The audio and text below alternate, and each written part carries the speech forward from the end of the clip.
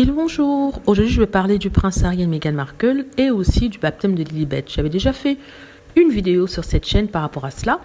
Et aujourd'hui je fais sur le fait que le prince Harry n'ait toujours pas eu, d'après certains, de réponse au sujet de sa demande de rencontrer la reine, de lui présenter Lilibet et aussi de faire un baptême à Windsor.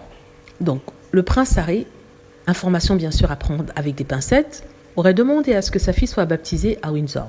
Donc, certaines personnes disent que cette demande aurait été rejetée par la reine, et certains disent même que c'était le prince William qui était derrière tout ça. Mais on a écho qu'aucune décision n'a été donnée par la reine parce qu'elle n'aurait pas reçu cette demande.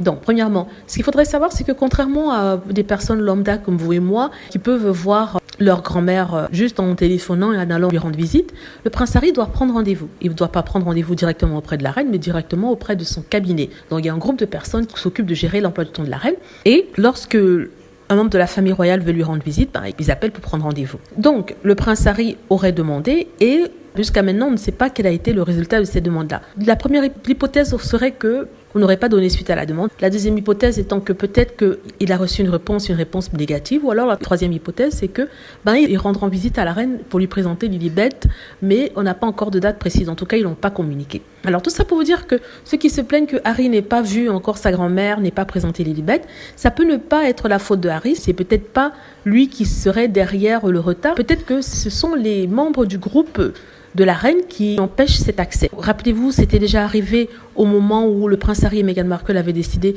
de quitter l'Angleterre pour aller aux États-Unis.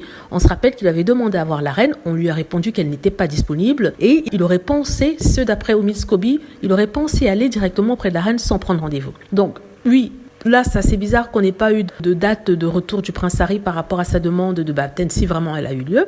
Si ça a été le cas, ça veut dire que tout simplement, ce qui lui est arrivé au moment de son départ de l'Angleterre lui est encore arrivé maintenant, c'est-à-dire qu'il demande une audience avec la reine et on lui dit tout le temps que la reine n'est pas disponible, la reine n'a pas ceci, la reine n'est pas là, la reine a à faire ceci. Mais en tout cas, tout ça, c'est vraiment triste. Hein. Ce serait triste qu'un petit-fils ne puisse pas voir sa grand-mère pour lui présenter son enfant et qu'à cause des jeux des hommes en gris, il n'arrive pas à voir celle-ci. Voilà, dites-moi ce que vous en pensez. J'espère que vous avez aimé la vidéo. N'hésitez pas à cliquer sur like si c'est le cas, à vous abonner pour plus de vidéos et à cliquer sur la petite cloche afin d'être averti lorsque je poste une nouvelle vidéo. Merci.